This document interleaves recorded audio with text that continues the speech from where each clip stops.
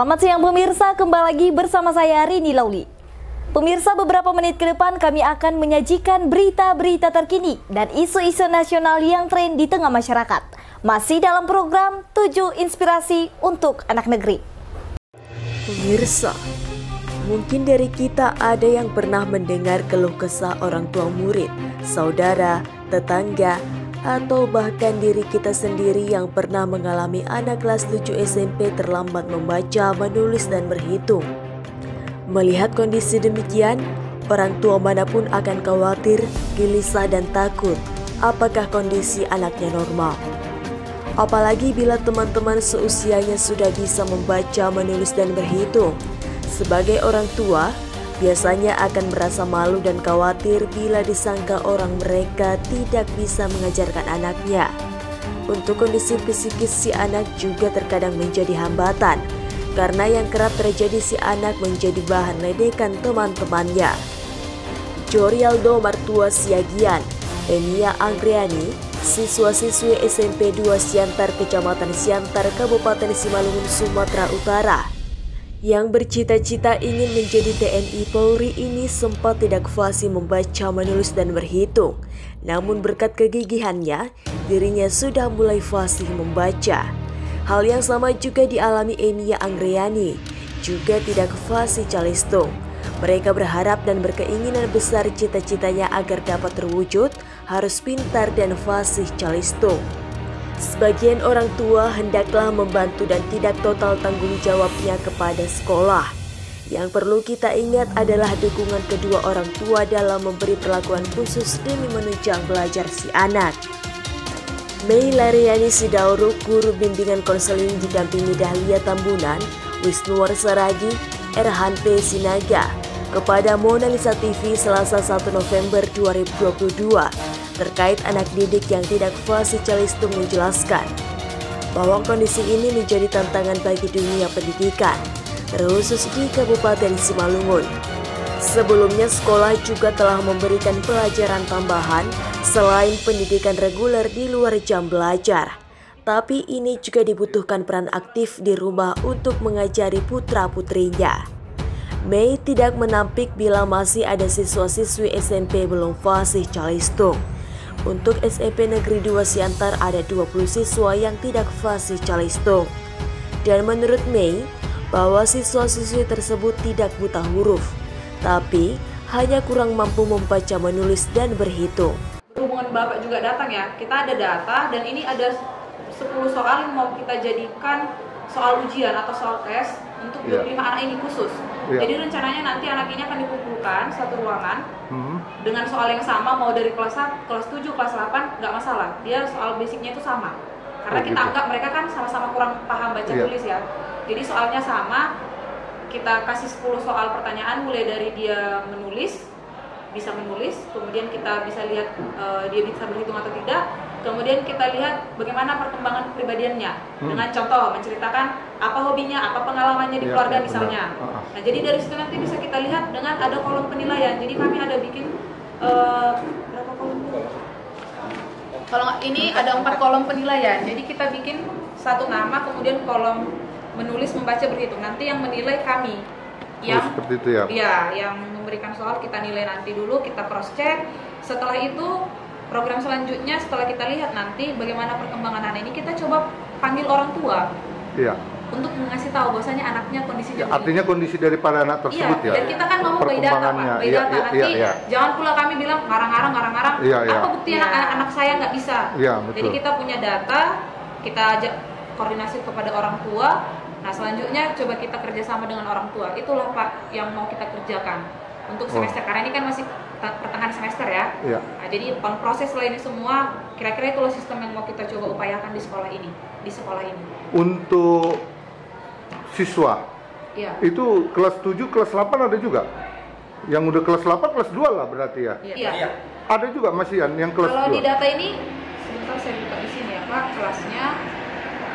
Nggak rata kelas 7 semua? Rata kelas 7. Rata kelas 7. Kalau di data ini kelas 7, kelas 8 hanya ada 2 orang. 2 orang? Iya. 23 yang kelas 7. Yang kelas 8 itu untuk kondisinya udah mulai paham pasi atau belum? Belum pasi ya?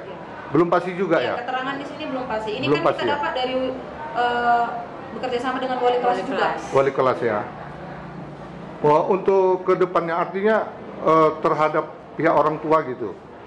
Artinya lobby-lobbynya seperti apa gitu? Artinya untuk menjelaskan kondisi daripada si anak gitu. Yang pasti kita lempar surat panggilan dulu, prosedur dari sekolah, orang tua dipanggil ke BK, kita undang ke BK, kita tunjukkan data yang sudah kita kumpulkan di sekolah ke orang tua. Iya.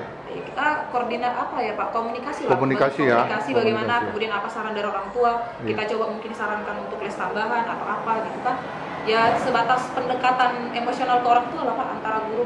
Artinya paling urgent gitu persoalan-persoalan seperti apa gitu sehingga anak-anak ini ya kita anggap lalai atau malas atau apa gitu ya kan. Nah, kalau kita bahas soal persoalan apa kira-kira faktor yang membuat mereka kurang baca atau menulis kan, ini bicara soal perjalanan mereka di SD. Oh gitu Nah, ya. gitu. Kalau menurut kami Pak, jadi kan yang perlu mungkin dari orang tua mungkin kita tahu bagaimana perkembangan anaknya. Iya betul. Kan gitu, kita nggak bisa justifikasi. Iya. Nggak bisa kita bilang mungkin anak ibu ini kurang IQ, nggak bisa. Iya. Jadi kita coba koordinasi sama orang tua. Artinya penentuan artinya untuk menilai itu bukan kita ya, Iya, bukan harus kita, harus ada orang tua. pendapat dari orang tua. Orang Kita tua kan ya. hanya menilai ini aja. Iya, secara Soalnya apanya aja ya secara kan untuk kognitifnya.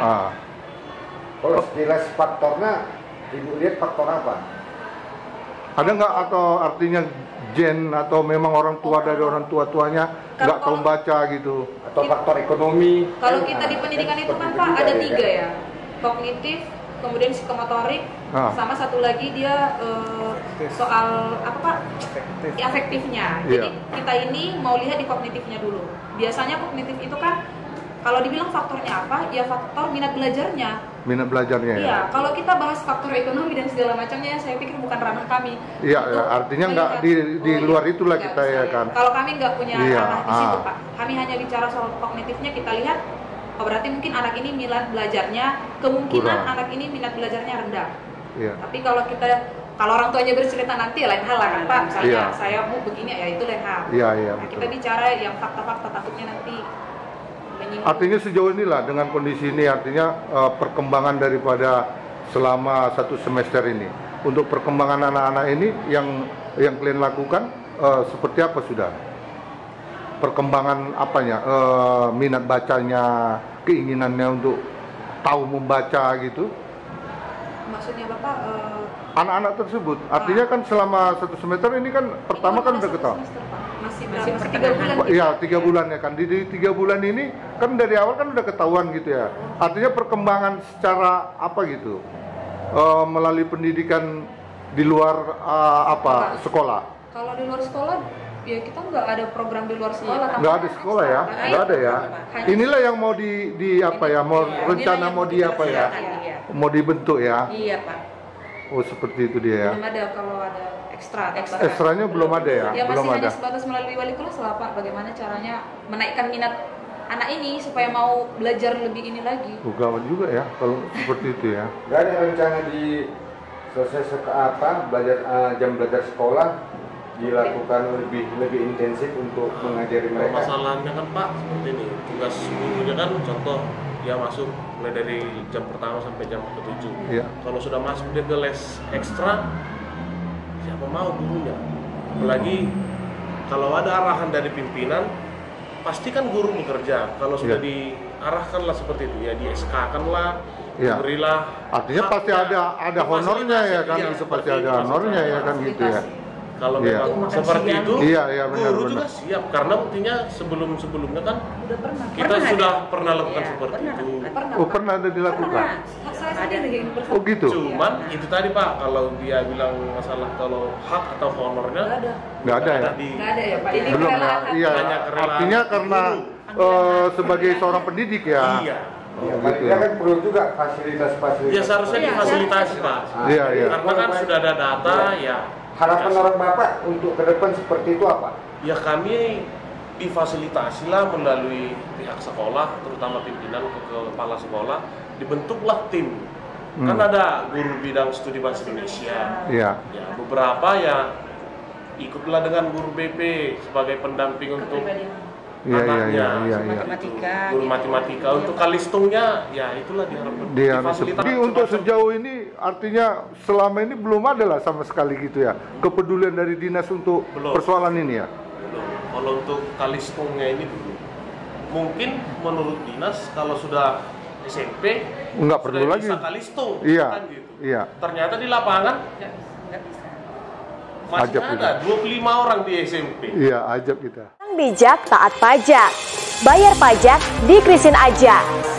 Kris, cara bayar kekinian mudah dan aman. Pembayaran dapat dilakukan di mobile banking dan e-wallet yang support Kris seperti OVO dan Link Aja. Cara pembayaran juga dilakukan cukup mudah. Scan QR Code, masukkan nominal, dan selesaikan pembayaran. Kris, cara bayar pajak mudah dan praktis. Iklan layanan masyarakat ini dipersembahkan oleh Badan Keuangan Daerah Kota Pematang Siantar. Sementara itu, Kepala Sekolah SMP Negeri 2 Raya Kabupaten Simalungun menjelaskan bahwa siswa-siswi yang tidak fasih calistung sebanyak 40 orang dari sekian ratus murid kelas 7. Meski sudah duduk di bangku sekolah menengah pertama, sejumlah siswa belum fasih membaca, menulis, dan berhitung atau calistung. Salah satu contohnya di SMP Negeri 2 Raya, terdapat 40 siswa yang tidak fasih membaca. Gitu. Total dia bukan tidak tahu berhitung, bukan totalnya di situ. Iya. Tetapi mereka ini semua setelah saya selidiki ke kelas, setiap kelas saya masuki kemarin, karena ada perintah dari dinas, coba didata Pak, saya data, kemudian saya tanya di situ. Mereka hanya, misalnya lebih banyak mereka ini adalah lamban membaca. Iya, betul. Lamban, Betul, bukan betul. karena nggak tahu baca, Iya. tapi lamban. Lamban, dia artinya dia memahamin huruf tapi sulit untuk cepat menyambungkan. Iya. Rangkaiannya itulah. Iya. Ini kurikulum. Ya, saya kurikulum. Oh gitu. Iya. Jadi kalau saya tanya, saya tes di situ. Iya. Coba baca. Lamban dia. Misalnya contoh, SMP Negeri 2 Raya adalah salah satu sekolah SMP di Gua Pematang Raya. SMP Negeri 2 Raya adalah salah. Gitu. Iya, iya. Akhirnya kan salah. Iya. Gitu. Jadi seperti itu semua. Dan kemudian kalau berhitung mereka lebih rata-rata dirumus. Dirumus ya. Di situ mereka agak kewalahan dia ya. Jadi kemudian sama seperti tadi yang dibilang oleh Bapak Kepala Sekolah, bahwasanya kami kan dalam menseleksi siswa itu kan Pak bukan dari prestasi. Iya, betul. Prestasi itu hanya 5% dari jumlah yang kita tampung. Oh, gitu dia ya. Yang kita tampung.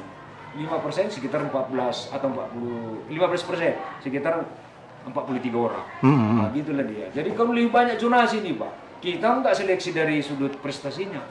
Prestasinya pun kita seleksi adalah dari sudut nilai SKH sementaranya. Iya. Kemudian kita seleksi dari apa? Kalau ada misalnya sertifikat, kalau ini bagus, kalau sertifikat ini bagus, mereka ini rata-rata bagus Pak.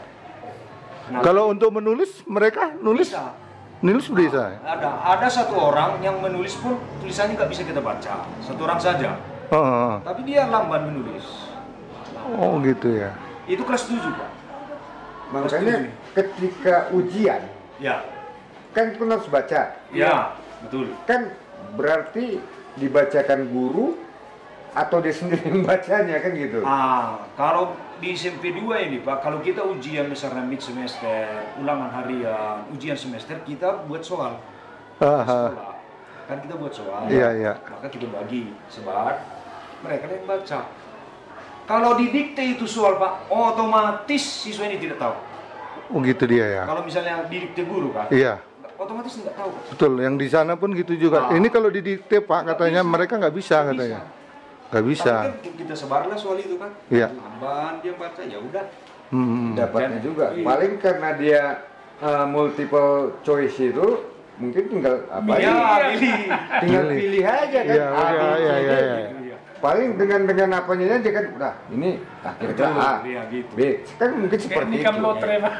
Oke Pak, dengan kondisi sekarang ini, ya kan, artinya kendala-kendala kan pasti banyak gitu. Upaya yang akan dilakukan oleh pihak sekolah agar mereka bisa sampai kepada dengan teman-temannya untuk mengikuti pelajaran ini. Ya baik Pak, jadi saya tadi hanya menyambungkan apa yang dikatakan oleh Bapak Kepala Sekolah. Ya. usaha yang kita buat di sini sebenarnya sudah kita laksanakan pada tahun yang kemarin. Pada saat COVID pun kita sudah laksanakan sebenarnya. Kita kumpul mereka ini, sebagian sudah lulus, sudah tamat, dan tinggallah mereka yang sekarang ini kelas 8, kelas 9 sedikit. Kemudian kita kumpul mereka, kemudian kita bikin seperti yang katakan oleh Bapak Kepala Sekolah, jam tambahan keluar sekolah untuk mempelajari membaca, diajar oleh guru bahasa Indonesia. Itu program kami yang tahun 2021 akhir, yang 2021 akhir. Pada saat Pak Lamhot di sini. Oh gitu. Iya. Bapak ini juga memprogramkan kemarin karena datanya baru kemarin kita kumpulkan. Pak itu wali kelas dipanggil. Iya. Kata Bapak, kita usahakan akan panggil. Kemudian kita buat program sama seperti yang lewat itu. Kita kumpulkanlah mereka nanti. Kita buat pembelajaran khusus bagi mereka jam tambahan seperti yang Bapak di sekolah. Kemudian ada rencana kami, Pak, untuk memanggil orang tua mereka ini semua. Kita kumpulkan di sini. Berkomunikasi. Artinya ada komunikasi yang dilakukan ya antara orang tua dengan murid. Nggak ada free ya. Karena adanya dana BOS.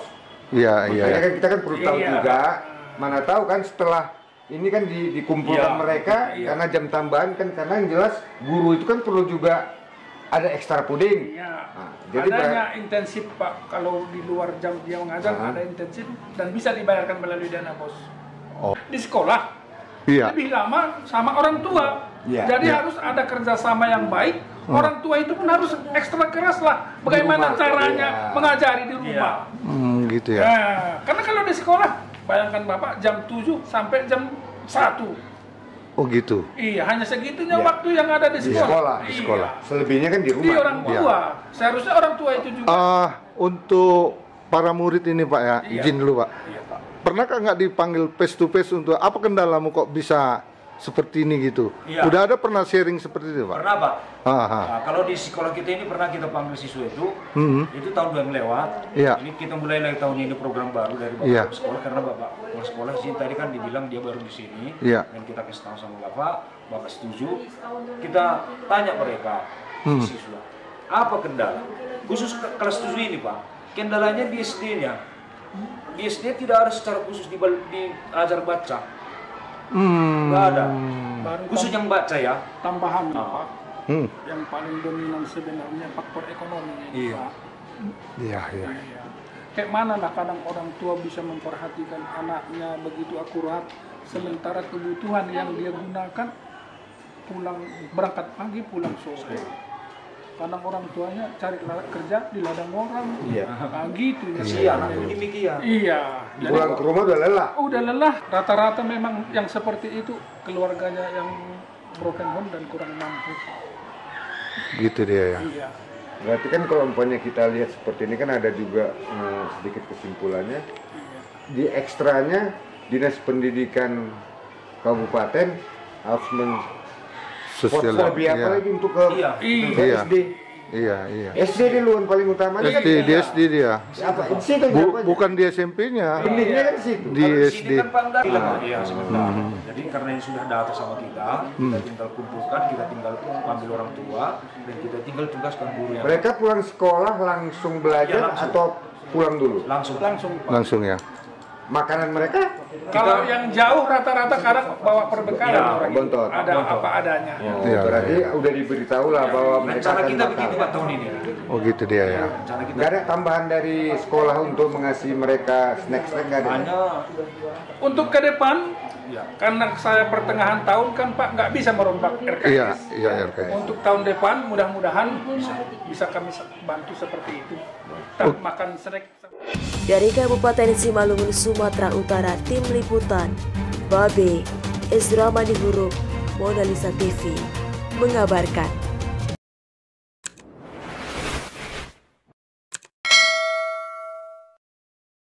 Orang bijak taat pajak. Bayar pajak di Krisin aja. Kris, cara bayar kekinian mudah dan aman.